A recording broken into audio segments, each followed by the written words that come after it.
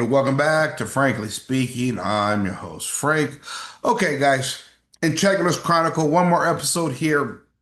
And tonight, I want to talk to you about immigration and my thoughts on immigration, especially as someone who is a byproduct of it.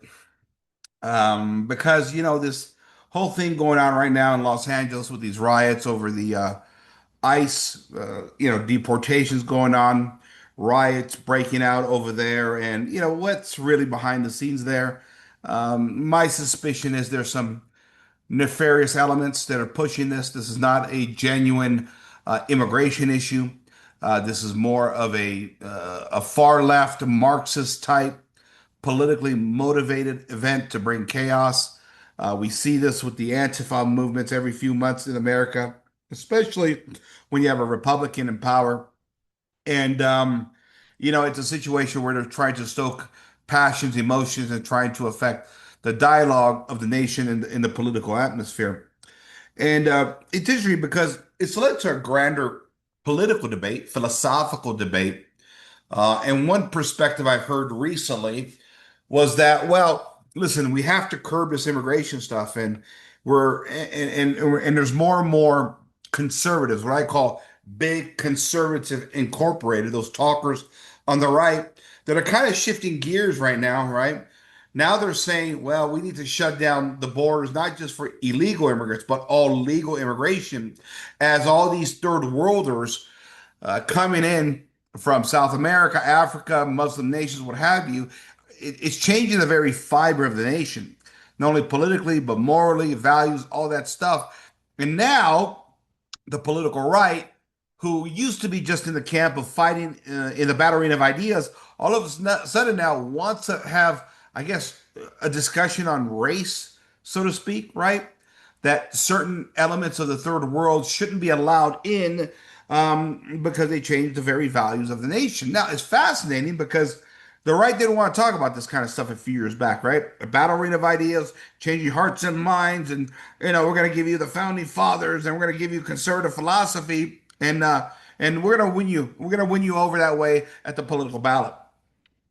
But of course, that hasn't worked, right? Because everybody that comes over from overseas, or at least from third world countries, they're basically Democratic Party constituencies, and it's left the right in shambles in many ways. And of course, it's really affected places like California, which is now really, a Democratic Party stronghold. I mean, it's not even close over there. As somebody who was born and raised in LA, I can tell you it's gone, it's long gone. And Republicans have finally figured this thing out that maybe it's not just immigration in general. It's where the immigrants are coming from. And listen, there's been a lot of people that have brought this up for many years, and those people have been dismissed, called racists, bigots, homophobes, all the names that we're often given when we bring up things outside of that left and right paradigm. But it's finally starting to happen on the right.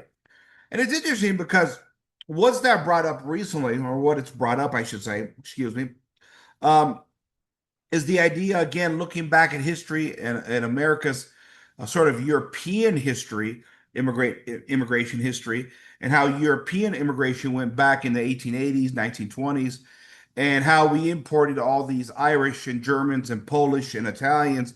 And then by the 1930s and 40s, there was a moratorium put on European immigration because, as the political history books tell us, um, that these communities were not assimilating fast enough, basically, because a lot of those European communities, ethnic communities, like to stay sort of, within the realm of their own ethnic communities.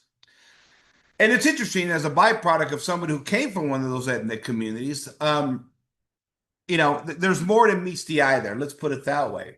And so that hegemony within the cities, where these ethnic communities sort of congregated and lived together and took care of each other and watched each other's backs, Again, when we talk about the idea of limited government, the Europeans knew how to do that right. Limited government subsidiarity was always a Catholic idea, anyways. And this is why the idea of limited government in a Protestantized nation like America was never going to work. One, they never had the church in place. Two, they never had ethnicities in place or ethnic communities in place. And three, they never really just got it together in general. But when the Europeans came over and they sort of, went into these enclaves of their own communities and did it together, all of a sudden that became a threat to the Protestant ruling class. And so this is where E. Michael Jones' book, The Slaughter of Cities, comes in, where again, the ruling WASP Anglo-Protestant, ruling class had a problem with these Catholic ethnic communities. And so what they did was, of course, as E. Michael Jones says, they passed zoning laws in the black community, so the blacks would be forced out of their communities. The only other place they could afford is in the ethnic, again, Catholic communities. So the blacks move in, you create social strife, and the ethnic Catholics are dispersed out into the suburbs, right? And there you break up the political bloc of the ethnic Catholic communities, along with the influence of the Catholic priests, which played a big role in a lot of Catholic ethnic communities.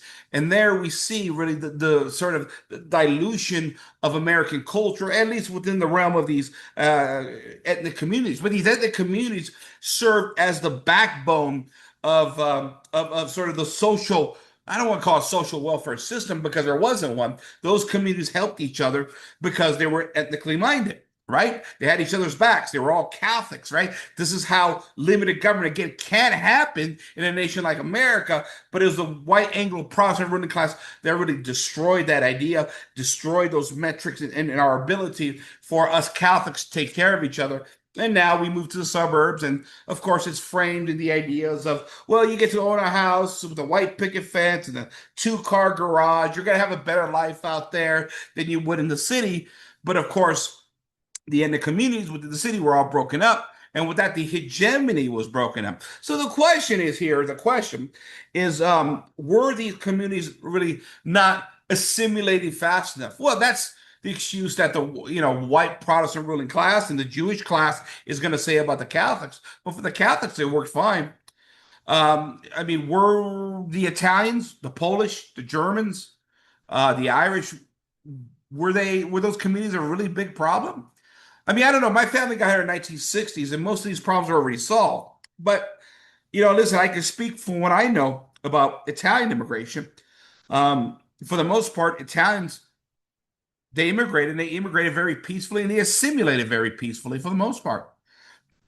Did they like their ethnic communities? Sure, of course they did. Who wouldn't? Who wouldn't want to live with people who shared a common culture, common language, common faith, common values, common stories? Of course, we all want to be with ourselves. We all want to be more tribalistic. And this is the funny thing about it right now with these riots is all of a sudden the conservators, they're becoming very tribalistic. This is very different now all of a sudden for conservatives, right? But so again, we fast forward in the future, and we have Archbishop Fulton Sheen, who at the time has the largest television show in the nation, and he proclaims at some point, I forgot what year it was exactly, in the 50s, that America is on the verge of becoming a Catholic nation. Why? Why is that? Well, because Catholics didn't contracept. Protestants did. Remember, Protestantism, at least the Lutheran Church in the 1920s, decreed that artificial contraception was legit according to their faith. Catholics still, according to the decree of the church, legal decree, it's still unacceptable. It's still gravely immoral, gravely an offense to God. But the Protestants were already contracepting by 1920s at the very least. And 1920 is just a legal decree, which means within Protestantism, the Protestants were already contracepting in one fashion or another long before 1920. This creates a problem, of course, for the ruling class. Really, you have the white Anglo-Protestant ruling class, and then you have the Jewish oligarchs is what you have. And that becomes a problem when your country is becoming majority Catholic at a time. And so, you bring these immigrants in from Italy and Spain, or really, Poland and Germany. They're the underclass. They build the infrastructure of the nation, right? They're the ones that go into the subways. They're the ones building the skyscrapers. These are just considered lower class, lower tier, underclass. If you lose a few of them in the process of building the infrastructure of the nation, oh, well, they were never really, what do you want to call it? They were never really white at the time, anyways. They weren't considered white. Remember that? Remember, the largest lynching in the history of America happened to 9 Sicilians down in Louisiana. They were lynched by a Protestant mob. And they got blamed for a bunch of crimes or something like that they never committed. It was all BS. And still to this day, we think that it's exclusive to blacks, the idea of lynching, when it happened to ethnic Catholics, especially ethnic Italians as well too. Because at the time, Italians, especially Sicilians, those Southern Sicilians, which is my breed, we were considered what? Mixed with African blood, kind of olive colored skin. We weren't considered white. Now, for my part, I didn't face any of those types of discriminations because, again, my family didn't come in the 1960s. Somewhere between the 1920s and 1960s, Italians, Sicilians, we became white, right? I don't know when. I would imagine it was probably second, third generation where we finally, our offspring started going into the public school system where they could be enlightened and liberalized ultimately. Then eventually that second and third generation begins to be accepted. And because Italians, especially, again, were good citizens. We worked hard. We followed the laws of the land. We didn't cause a whole lot of problems. Sure, you want to say there was mob activities in New York and Chicago. There was some of that. But every ethnic group at the time had their mobs. Let's be honest. The Jews had their mobs. The Polish had their mobs. The Germans had their mobs. Everybody did. It's just that Italian mafia stuff was really glorified by the media. And so that's what's known as played up. But and listen, every group, every community has its apples, so to speak. But for the most part, when you look at the Italians, right, and the Irish too, probably for the most part. I see. I don't want to speak for the ethnic communities that I don't know as well. Obviously, being Italian, I can tell you we did assimilate very well. Again, we followed the rules of the land.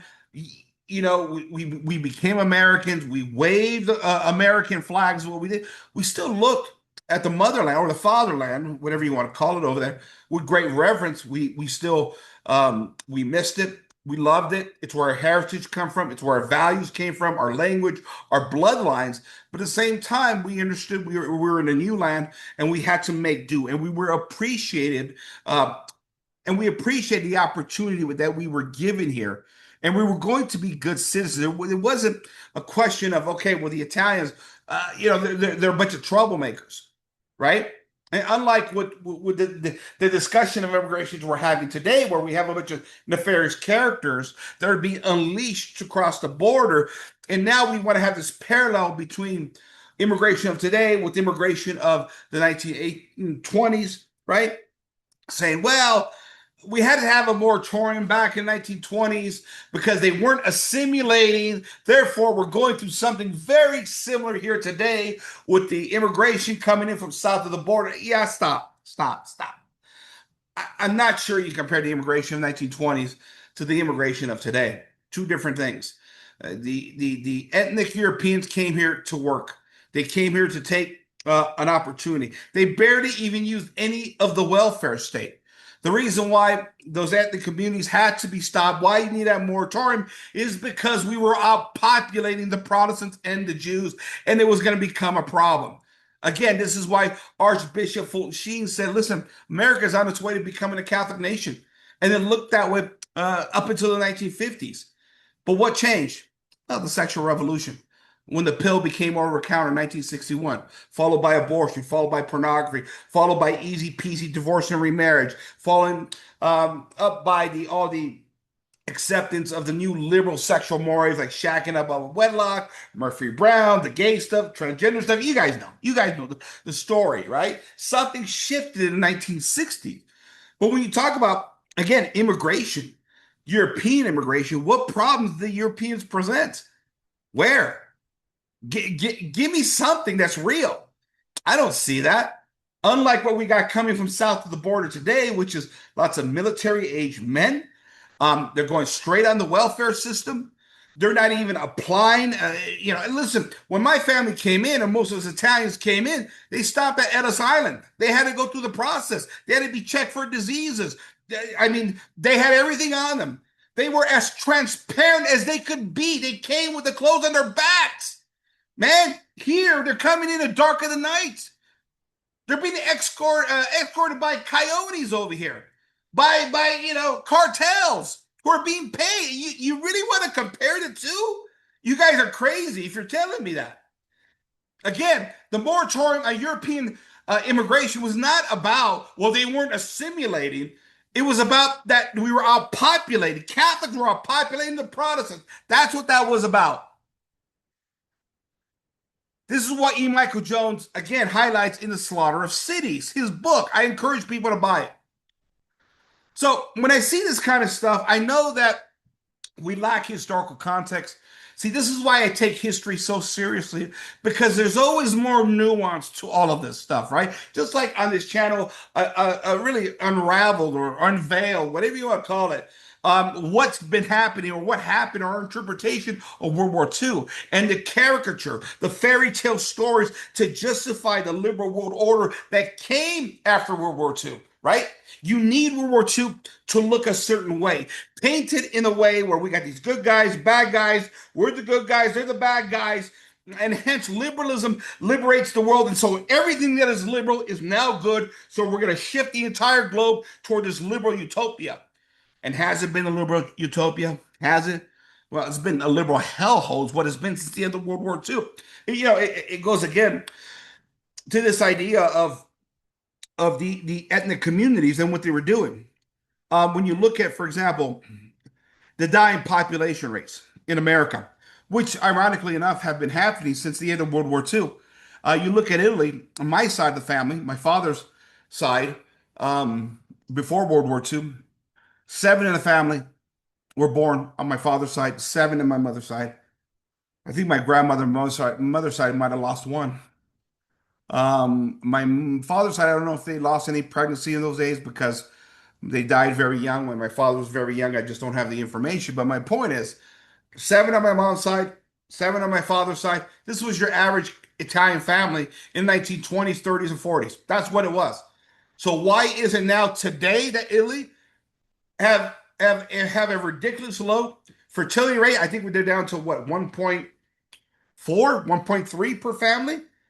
What's the common factor here? Oh, the end result of World War II. That's what we see. The sexual revolution, which is in large part a byproduct of liberalism. The liberal world order, right? This world created by this alliance between the Anglo-Protestant nations and the Soviets and the Marxists converged on Europe to basically liberalize them. And the ill effects of liberalism that it's had on Europe, never mind what's happened in England and America in that same time span, right?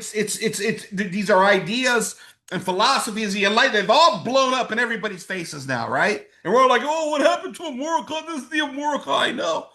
You got to learn to read into these things. You got to learn to understand history and how all these things broke down. And the general idea, again, the general idea that we put a moratorium on European immigration because they weren't assimilated is hogwash. It's hogwash. It was always hogwash. And to compare it to what we have today, I'm sorry. I'm sorry. There's a lot of dishonesty going around here, guys. Lots of dishonesty. And listen, these ideas are being pushed by your typical classical liberals, right? Your typical conservatives like Victor Davis Hanson, who still holds on to the narrative that World War II was about the good guy and the bad guy narrative, when we know World War II was much more complicated as Europeans were being invaded by Bolsheviks, and somehow you needed to deal with that. They needed to deal with that. Because Americans never faced that challenge. Oh, wait a minute. Aren't we facing that challenge today coming south of the border? Oh, that's interesting how times change. Because that's, in many ways, what we're facing now. We're facing an invasion of immigrants funded by certain elements, let's call it, that are coming in to change the very fabric of American society. And all of a sudden, Americans now are holding on to nationalistic tendencies. Kind of sounds kind of like the Europe of the 1920s and 30s. Oh, but you condemn those Europeans for being nationalistic. Now we got the Charlie Kirk saying, that's it, moratorium. No more third world immigrants over here now. They're changing the very fabric of our nation. Well, why didn't that work when the Europeans, the Catholic Latin nations said that in 1920s and 30s? So I just find it interesting, this discussion we're having now in America. And what are these, again, these immigrant issues, that were, these riots going down? Who's behind the scenes? Who's pulling the strings here? Um, I don't know exactly what it is, but like everything else in politics, you take a real event and you use that to create a false flag. And it happens all the time in modern political society. And I do believe, while Donald Trump is far from perfect, I think he's compromised in his own right. Um, you know, is he trying to deal with this in a real and meaningful way? That's the question. Obviously, the optics of it, he is, because the political right has been forced to go in this direction now. It's been forced to go into the area of tribalism and nationalism, whatever you want to call it. And I hope he's dealing with this seriously. I think there is a certain element of it that it is real. The question is, how many of these people can you really deport? If we had 10 million in the past, oh, I don't know, 4 years of Joe Biden, we had millions upon millions more coming during George W. Bush and Obama. Let's be honest here. We've been overran, and that's the problem here. The reason why this problem has become so extreme, what we see in LA, is it the left pushed this so hard, immigration so hard, that now we're at a breaking point. They're using up resources. There's violence in the streets. Ethnic whites in America are being hunted down by again, many immigrant communities. We see it all the time, with these illegal aliens committing crimes. It's problems, and now the people are reacting, and the politicians are forced to react to what many people have been feeling: the discomfort, the discontent with American politics. And it's interesting to watch the political right as they shift, because the political right never would have touched this stuff 5, 10 years ago. Never would have touched it. Remember, they were all doing, we got to fight and win the battle arena of ideas. And then when they got their asses kicked in the battle arena of ideas, because in a democracy, your ideas really don't matter. In a democracy, how do you want to say this? In a democracy, people can say no to your ideas, even if you believe your ideas are fantastic, right? It's like I was joking around a few years back with AOC, right? Alexandria Ocasio Cortez, I believe it's pronounced. And when the conservatives come out, oh, look how dumb, look how stupid she is. I said, listen, she's going to be your president one day. That was my prediction.